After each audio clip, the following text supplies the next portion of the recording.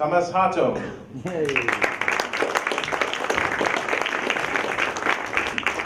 Welcome, Thomas. Thank you. Thank you to Jens and Tim for giving the opportunity to speak here. And a special thank you to Jens for a number of conversations about the nature of coffee grounds and the whereabouts and the resources. But I'm going to talk to you about this project. It's only been going for a year and a half, so it's a new thing. It was set up by two people, Tobias Lau and myself. And we're not kind of your standard startup team, because Tobias is an ethnologist and I'm a biodynamic farmer who talks about food and food systems all the time. So, so what on earth were we doing thinking that we could actually do something in this field? Because we both have day jobs. Tobias runs a ethnology consultancy, and I farm and do all sorts of things. So we brought in two more ethnologists. And you'll see when we go through the slides, the ethnologists are the guys with beards in these slides, and I'm the only person without a beard in the story. So Ebbe and Mikkel joined us first on a project basis, but they've really been key people in taking this idea forward. So in Danish, Tobias and I are the upraktiske grise, and Ebbe and Mikkel are the praktiske grise. And you can't translate that into English, I'm afraid. I haven't found at least the translation, but that's kind of the story. But the idea about growing mushrooms on coffee grounds is not new. It's been around for a long time, and there are actually activities all over the world, people doing the same thing. So this is not the first time this idea surfaced. And we actually made a point of talking to these people and finding out how could we set up a project in Copenhagen that explored the idea. Then we bought two 40-foot containers and put them in Hillerødgade in Nørrebro in a temporary location. So it's a place where a building will be going up in about a year's time. So we're there on borrowed time. So we set up a production system in two containers. Here's your first ethnologist. This is Mikkel. So, and it looks like a slaughterhouse behind him, but it's not a slaughterhouse. It's a mushroom growing facility. And you can see the oyster mushrooms that came out of it.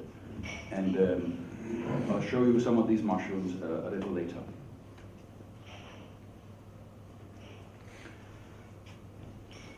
This is not a recycling exercise, it's an upcycling exercise. It's taking a waste stream and doing something really useful with it, rather than just to recycle it back to where it came from. The shadow, you know this, but I mean, the shadow of coffee is just huge. 77,000 tons of coffee grounds in Denmark per year. That's a lot of stuff to go through if you want to have a shot at all of it. Maybe you know these figures, but if you just look at the Danish shadow, only what you drink is 0.2% of the story. 99.8% ends up as waste. The coffee that you drink is only 0.2% of the stuff. And if you look at the global shadow of coffee, well, then you have to add all the waste that takes place from the coffee on its way to Denmark. Then you're down to 0.005% is what you drink, the rest is waste. We operate on 5 platforms. I'll take you through the factory in a moment. We also sell grow kits. So kits where you can grow your own mushrooms on your kitchen table. I'm going to show them to you a little later. Could be an idea for a Christmas present for your colleagues, you know. Think about it. Then we're trying to take this idea further. because guess what? When you've grown the mushrooms, you have the spent mycelium that is the root system of the mushroom. So what do you do with that? So we end up with the next waste stream. But you can actually feed it to insects, to crickets, or to mealworms. We first tried to feed them to chickens, and the chickens sort of liked it, but they weren't too keen on eating the mycelium. But if you then go through an insect loop, then you create some very interesting animal protein out of your mushroom protein. And then suddenly it becomes a very interesting feedstock for chickens. You know, chickens are monogastric animals, so it's actually very difficult to feed chickens on anything but grains and things that we've grown. This is a way of feeding chickens in a very sensible way, and actually human beings. And we do circular R&D, and we also do circular retail. So in the Østerssopp, there's a small shop called Beyond Coffee, and you can buy mushrooms that we grow. You can buy insects that we haven't raised the insects ourselves, but they're kind of the same story that we're experimenting with. And you can even buy coffee cups made out of coffee grounds. So a number of products that come out of a future circular economy. So we experiment with a little bit of retail, and then we do a little bit of international partnerships because we are sharing these ideas with other colleagues. And you know, many of you know that Denmark is the center of the universe, but actually today, Upcycling is the total center of the universe, because not only are you guys here, but if you go 300 meters that way to Skavallonloftet, there's the European Mushroom Learning Network having their weekend get-together, their annual get-together. So not just you guys, but the coolest mushroom guys just down the block. How cool is that?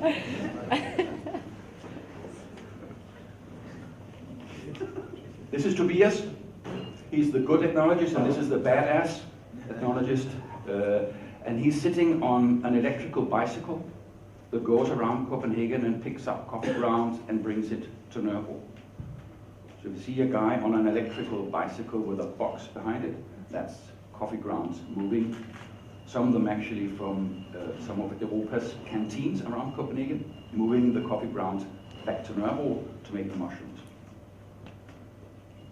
When you have a wonderful idea like this, the idea of growing mushrooms from coffee grounds, it's quite easy to get into the press. So if you Google us, you'll find lots of articles that tell the story about how it all started. So you don't have to remember what I say. You can actually just go on the net and find part of the story, and you can go onto our own website and our own resource there to check out the details of the story. And there's some stuff on, I have to say that's another ethnologist over there called Ebbe on the TV2 lorry slide over there. So there you are, 3 ethnologists growing mushrooms. So what's the business model? What's the case? What is it that we can do? Well, what we know from now on is that if you take 2 40-foot containers, you can actually process 30 tons of coffee grounds in a good year, and you end up with 6 tons of oyster mushrooms. So the yield, if you get it right, is 20%. But if you then look at this and say what value can you put on 6 tons of oyster mushrooms, you'll see that the business model doesn't work. It doesn't add up. You can't pay for the containers and the work that goes into just doing this work. So Tobias and I took a look at that and said, shit, we're going to have a go at it anyway, and then we'll figure it out as we go along. Many of you have probably been in similar situations. And the trick is to then add all sorts of little micro income streams to the basic story of converting coffee grounds into mushrooms. If you then have put organic certification on it, so you take only organic grounds, well then that helps, but it's still not enough to make the numbers stack up. So you need a lot of other stuff around it. So when I say that Beyond Coffee is working on 5 platforms, that's also part of the story. We need about 5 platforms to make it into a viable business. So it's not a no-brainer just to say you can't just go home, buy 2 containers and you're off and running. You need to create value out of the mushrooms and do other things around it.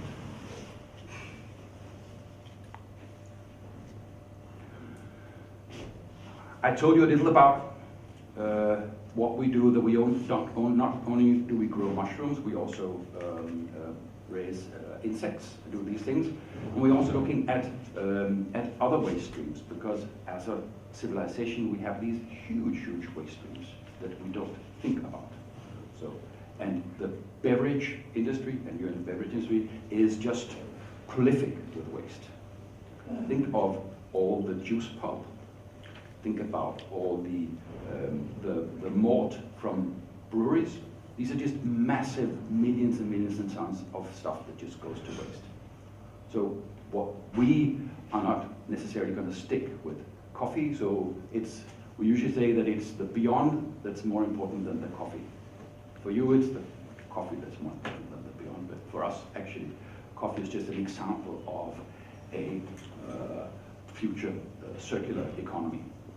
But check us out. I said we started off with just finding ways of making coffee grounds useful, but we are now looking into other aspects of this.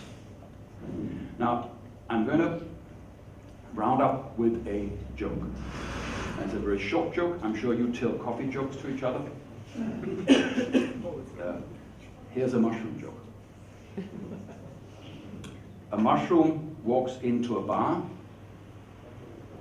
The bartender says, "Sorry, we don't serve mushrooms." The mushroom says, "What a shame, I'm actually a fungi." Thank you.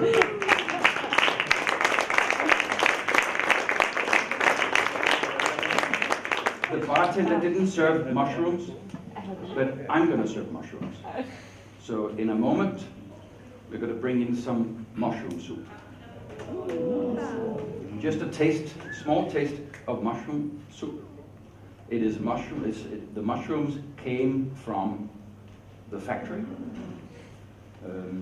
and one of the ways of creating value in our system is to say, well, what can we do if we then process the mushrooms into something that's not just a box of mushrooms, but actually a processed product. And the soup is one of those experiments.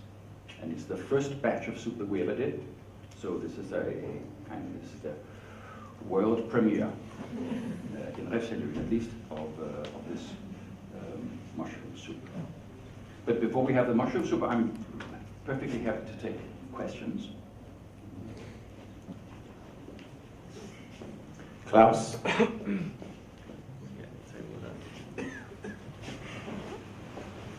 Thank you for a great presentation. I'm dying to ask so many questions, so I'll try to keep it short. The first one, when you talk about all the waste in coffee, how do you see the organic waste that goes to compost? Is that in your mind just wasteful, or because to me that can be quite valuable? That's true. That's what you can do if you can't think of anything more clever to do. So it should be your last resort is to turn it into soil. But if you can kind of create micro value streams along the way, that makes more sense. So that's the last solution. Brilliant. And just one more question. Yeah? When you first started, I contacted you because we of course have a lot of coffee waste from our production. Yeah. And I was very sad you wouldn't take it because it's not organic certified. Yeah. Do you see a possibility for partnering with roasteries like us, who I don't know how many in this room is 100% organic certified, but that we could use the non-organic coffees? Or is there some inherent problem with the non-organic that can be, I don't know, pesticide residues that makes it impossible to grow? We haven't done many experiments with non-organic coffee grounds, but we are exploring the idea of working with the non-certified organic coffee grounds, because Actually, many of the artisan coffees are actually just they're just not certified organic because they come from a different system, and we're happy to look at that. One thing that I forgot to say during my presentation is, of course, are there any secret ingredients in growing mushrooms? And there are things you need to add to the mixture to create the optimal conditions. And one of them you'll be happy to know is actually silver skins. So we use silver skins as part of the adjustment of the humidity of the growing medium before we inoculate it with the mushrooms, with the mycelium that eventually turns into mushrooms. And we also add other things to make it work. But the most important ingredient is the Fingerspitzengefühl, because these are living creatures and you have to actually create an atmosphere inside those containers. So one container has to create an autumn environment, and one of them has to create a summer environment, because mushrooms have a growing cycle where they actually grow underground during the summer and then they sprout in the autumn. So getting that right and getting the temperature and the humidity and all that, that's where it really takes some learning. And the beauty of it is, of course, if you get the coffee grounds quickly to the plant, it's actually a sterile product. There are no other. You have a head start because you guys sterilized it in the machine. But if you get a contamination on the way, well, then you're in trouble, because then there's another fungal community that gets there first. And we have had situations where we lost batches because a different mushroom or different type of organism decided to beat us at our game. So there are issues about that. So getting the pickup routine and getting the storage routine where we in the kitchens and in the cafes is a bit of a challenge. We're getting there. Other questions? When I saw this for the first time, I thought it was really cool, the mushroom out of the ground. And then I got one for myself at home. Yeah. And it comes in this plastic bag. And then I was seeing as well that you use kind of plastic bags to grow the mushroom. I don't know if that's how it works.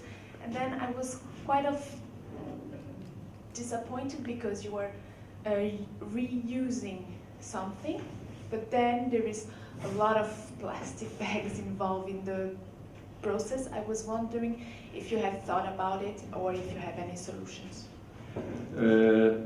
We are working on it 24/7. The problem is that mushrooms will eat anything that they can lay their hands on. So if you use a biological product as your back, the mushroom will eat it, and it will disintegrate. So you can't control it.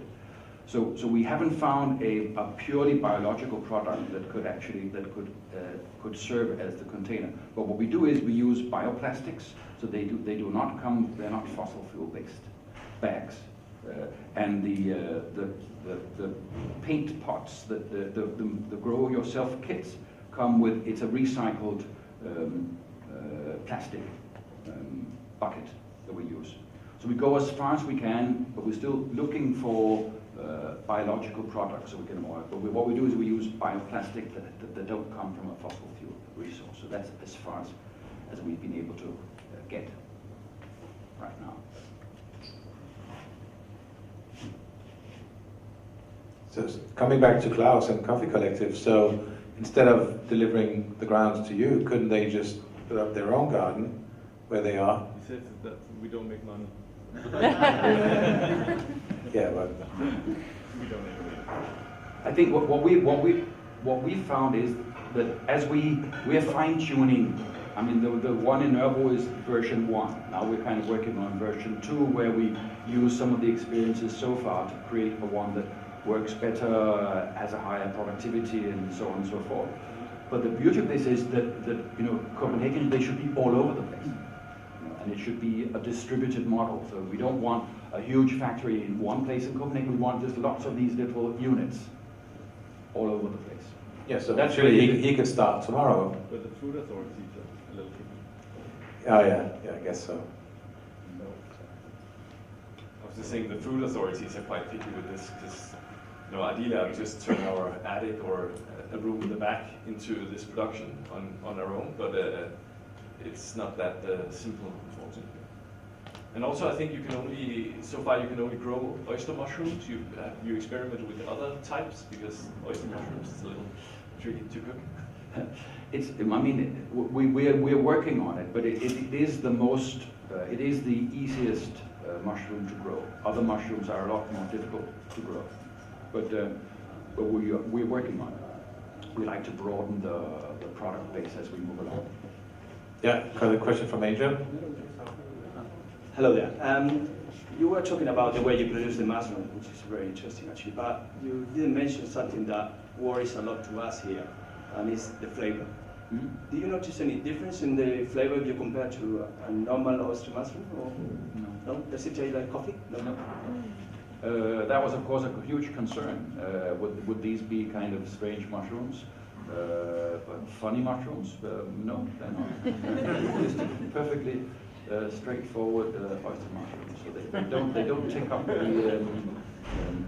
So they are not magic mushrooms. No, I see it. Version of that kind of mushroom. So Thomas, what with the soup are they? It's sitting on its way. And, All right. How are we on time? Are we okay for time? Yeah, we're fine. We Yeah. should start 6 minutes with the next speaker. So if we need time for the soup, that'll be fine. But let's just pick another question on the mushroom growing. So what would be the typical life cycle of the coffee grounds? So how long do you... Yeah, that's a good, very excellent question. I didn't tell you about that. I mean, it's a 4-week cycle. So from you inoculate the mixture till you've harvested the last mushrooms, it's a 4-week cycle. So 3 weeks of maturing, and then 7 days of harvesting. You can have 2 blooms of mushrooms. You can actually, if you keep it there, you can have a third harvest, but that's a lot smaller. So the 2 first blooms are the main ones. So we work a 4-week schedule in it. And then your coffee grounds are white. Actually, you will see that the color has gone. So it's a white product which is the root system of the mushrooms. Yeah.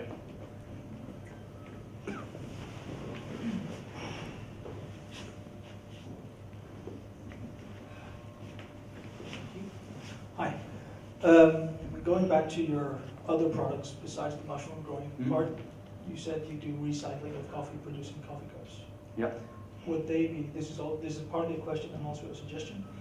The cups that you reproduce from the coffee grounds, are they as a ceramic cup or as a cardboardish to-go cup? Yeah. I was going to bring one today to show you, but I can't. There was a logistical screw up. But if you go to Jægersborgade and the shop is open tomorrow, you can see them. It's more like a cup that you take with you on a picnic. There's a resin that comes from bioplastic, and then there's a certain coffee grounds component. So it's a dark brown coffee cup. But it has more like a plastic feel to it than a ceramic feel. So it's not a very upmarket. It's a cool product, but it's not a kind of artisanal ceramic product. No. But the question kind of leads to my suggestion is that you're saying you recycle plastic for your home kits and buckets, and would it not be an idea to use the coffee grounds to produce buckets for growth if you can ceramically or do something in that way. Yeah. That would be the ideal solution. But as I said, the machine will eat anything that it can lay its hands on. So you have to find something that somehow has a membrane that is impenetrable of the mushroom. And we haven't found that yet, but we're working on it. Yeah. Any questions? All right. All right. Thank you very much, Thomas. Thank you.